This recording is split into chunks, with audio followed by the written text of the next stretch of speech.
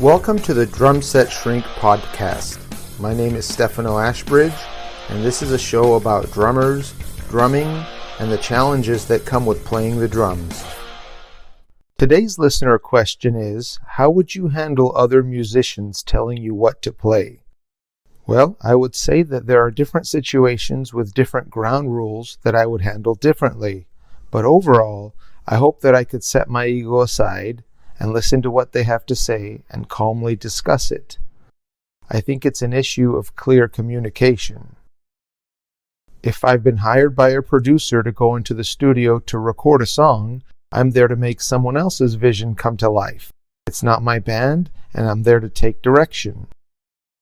If someone not associated with the band I'm working with approached me after a show and suggested that I should have played something a specific way, I can decide whether I want to engage in a conversation or just thank them for their suggestion and move on.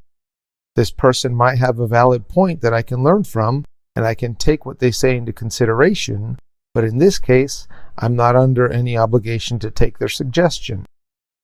I say someone not associated with the band because I have been approached by a band's manager with suggestions before. And I've also been in the studio where the producer and artist didn't agree on how I should play things.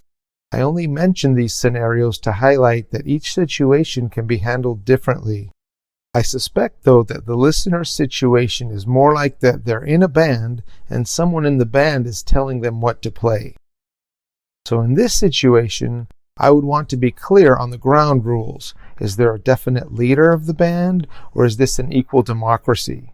If so, do we vote on certain issues, and how are things ultimately decided? These issues can be discussed in a band meeting rather than in the middle of a rehearsal. Actually, these are questions you can ask at the audition, even before you get the gig. If something is suggested in the middle of a rehearsal, you can mention your preferences and that you'd like to have a meeting to discuss how the band will handle these differences of opinions. I have a general philosophy about my involvement with bands, and that is to think of them like a business. Even if the band isn't making money or intends to make money. If, for example, the band was a restaurant, I'm either an employee of this business or an equal or part owner.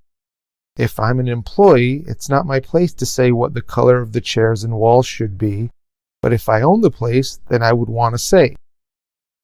Every musician has a point of view, and in the bands I've been a member of, I would want everyone to be free to suggest things and their suggestions to be taken into consideration, but each musician being in charge of playing of their particular instrument. That's just my take on things. Again, I think it's an issue of clear communication. If after having a band meeting or discussion, you get more of a clear picture of the ground rules, you can decide if changes can be made or if the situation is one you would like to continue being a part of. Thanks for listening. You can find me at drumlessonsinla.com. My name is Stefano Ashbridge. Until next time.